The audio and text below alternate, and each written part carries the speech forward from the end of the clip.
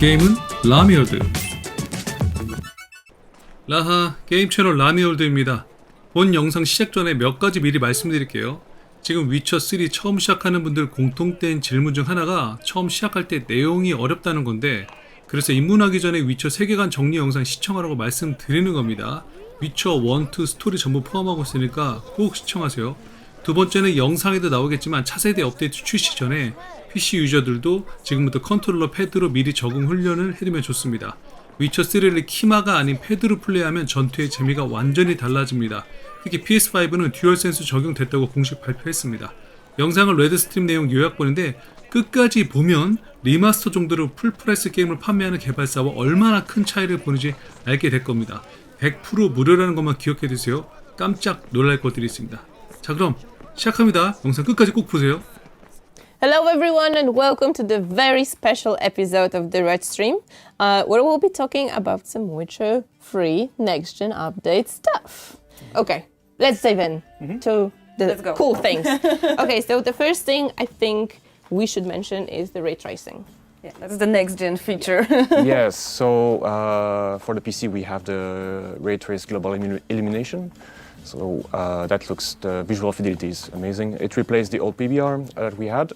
We also have the ambient occlusion, the ray tracing and occlusion again, really good. But we have other stuff. We have, of course, we integrated the FSR2 and we have the DLSS. We have also dynamic resolution scaling.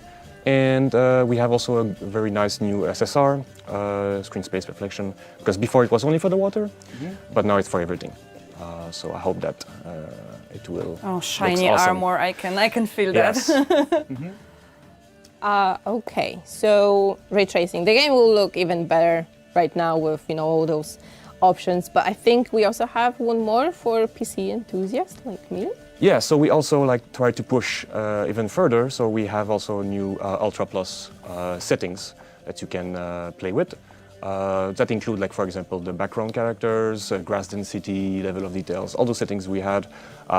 It's not a preset, but you can tinker around, play, and see if it's What works if it's for good you. for your machine, and have fun.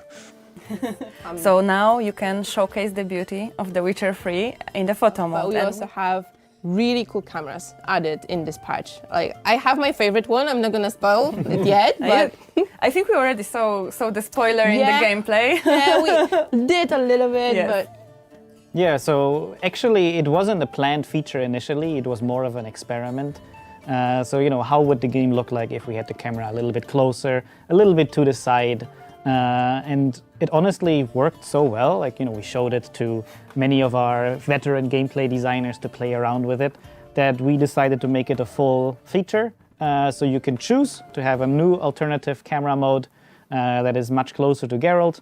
We of course know that people want to have their control, so it works when you're exploring, it works in combat, or when you're riding on roach. But for all of these states, you can actually also choose to have the old camera. So you can combine, when I'm exploring, I want to be really close to Geralt, but when I'm on roach, I actually want to be far away. So essentially you can mix and match. When I personally play the game now, I choose the alternative new camera all the time. Performance and quality mode for consoles, and 60 and 30 FPS for Series S. did we add something specific to those mods? Maybe. Yeah, for the Series X and PS5, the quality mode, we do have also the global illumination, ray trace, the ambient occlusion, of course, and of course the SSR will be there. For the console, we also have the FSR2 integrated, as we did for Cyberpunk. So this is ready to go, and of course dynamic resolution scaling to be sure that we get the smooth ride, 60 FPS and 30 FPS. Well, and additionally, if you play on your PlayStation 5 or the Xbox Series X and S, a lot of those other improvements we made, so the general quality settings, higher textures, level of detail, all of that, of course, is also much higher than it used to be on the old-gen consoles. So this will also be looking nicer, no matter if you have quality or performance. Yeah, But also there's something specific for PS5 players. This really nice controller that they have. So we added haptic feedback and Adaptive triggers. adaptive triggers. Yes, exactly. Do we have anything specific connected to adaptive triggers maybe? Well, I mean, you know, I think the thing you notice the most is, of course, in combat. So, you know, when you do your signs, when the sword hits the enemy or hits another sword, you can actually now feel the impact because, you know, it's done with the sound waves of the actual sound.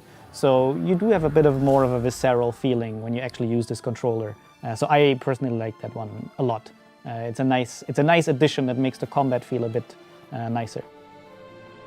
One thing I noticed on the gameplay that we are showing on the screen is that the quick cast. And it essentially means that when you were using signs in the vanilla game, you always went to the radial menu where the time slowed down, you choose your sign, and then you cast it. And now, both on controller and on keyboard, essentially, you do not ever have to go to that radial menu again if you activate that mode. So instead of pressing, let's say, on the controller R2 to cast, you now hold it, and then all the face buttons or L2 become your signs. So A is Art, L2 is Igni. So essentially, you can just jump around doing your different signs however you want without having to pause the game. So it's a bit more of an advanced feature because now you have to use 2 buttons instead of 1, essentially. So it is, of course, as with the camera, it's a choice that you can activate.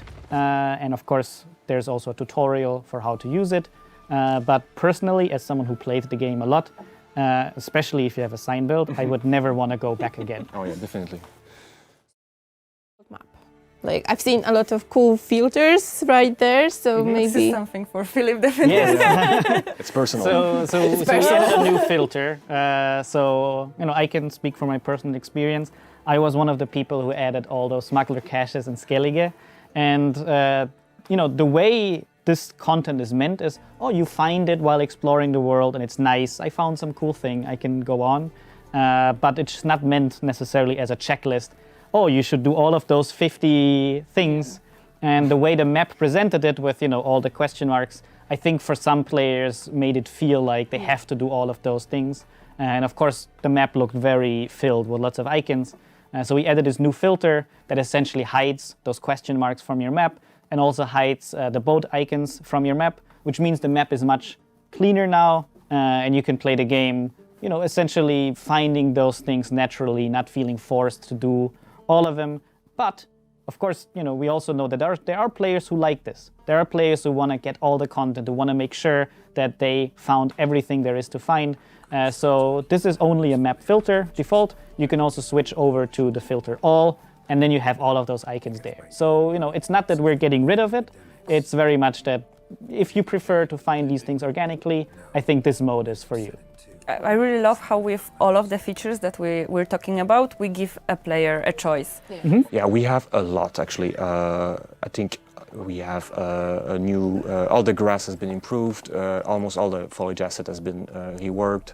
We also have a lot of environment mesh changed, so higher resolution, better textures almost for everything.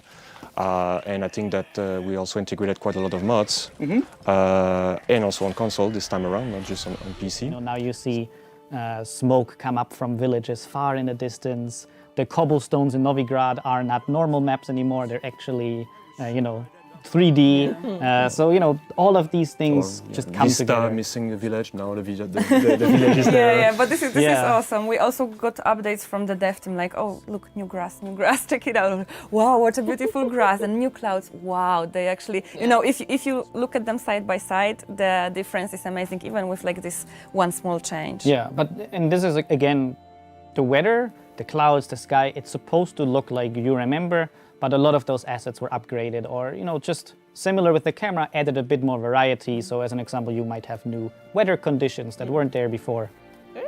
but we also hear our community, right? Oh yeah. Yeah, guys, like forums, Reddit, Twitter, Facebook, Instagram, we read all of that. And it's not only about us as a community team. I'm sure you guys in the dev also go there and check out what our community is requesting, what they're talking about. So we read that and we actually put some of those stuff to life. So, for example, in this update, we are giving you some additional modes for Geralt to walk. So on the controller. So if you push the stick very lightly, he's gonna walk slowly, and if you tap it, he's gonna sprint. So the boss will Geralt. I like it. Like he'll be like I'm the king now here. Yes. And it's actually also an option again where in the vanilla game you press your A button on the controller to sprint, but also actually lots of other games people prefer that on the stick. On the stick. And this is also something that we don't change by default, but if you want it, you can activate it for yourself. That's really cool. Yeah, so other requests, also something that you probably already saw in the gameplay that we were showing you. You can now scale subtitles. So if you don't see that well, or if you want to have an easier experience with the game, you can now make them bigger, make them smaller, whichever you like. Speaking of cutscenes, you mentioned something behind the scenes to me. Before we started. Yeah, it's a nice quality of life improvement. So our code team actually did a fix because it actually isn't that easy to pull it off. There's a reason why it was like that in the vanilla game. That now during scenes and cutscenes you can pause the game. Some people might not even remember that wasn't possible. Yeah. But that actually is Sorry possible about that. now. Yeah, so if you have someone at the door or you need to go to the toilet while a scene is playing, you can pause it now. It's nice quality of life improvement. Can it even get any better? I mean, we have some more stuff. I think like some minimap. That's something I heard that there was some cool feature about minimap. Yeah, so it's again a smaller feature. So I don't want to oversell all of these things, but it's nice quality of life stuff. So in the main game, you could have your mini-map, your quest objectives always showing, or you could turn those off. But then they were off. Exactly, until you turn them on again in the main menu. But essentially, we try to make a hybrid mode of this. So when you're just exploring, walking around, those things will be invisible. But of course, you can, if you want to check the mini-map to know you're going in the right direction, you can just press your focus mode button and then it will show for a long 7 seconds or so. So you have time to orient yourself until it nicely disappears again. But if you keep wanting to just have it there for a long time, you can just hold the button. So also, or if you're in combat, the mini-map and your objective, they do then also just dynamically show up. So you have all of your information. So we just try to give you more choice with this. Yeah, I mean we're gonna have patch notes before, hopefully December 14th, so you can check out all the changes. But I'm pretty sure that we won't be able to fit all of them There's into a lot that. of surprise also. Yeah. I mean we like surprises. You probably know that. So we keep some stuff hidden for you to discover while you're playing the game. Exactly. The patch note, various little improvements and surprises. I think that's the best patch note. I think one surprise that we can just slightly show, maybe, it's the one that something that we announced already during the WitcherCon, so the Netflix DLC quest. We will be showing, or we are actually showing right now, the very, very beginning of the quest, but we're not gonna dive in. Yes, it's very important. We don't want to spoil anything because the thing is, I also don't want to oversell it. We just thought that if we're offering those new, armors, swords, items, that we just want to make it feel a bit more part of the game. Yeah. And of course, if it's a cool armor, as with other armors in the game, there should be some quest or content connected to it. So we tried to, make a quest that makes it part of the game, so and it feels chose a very cool nice. place for that yes. quest. Yeah. So if you're a big Witcher fan, that place, it's very famous for people wondering what is going on there. What is so something we actually should be there.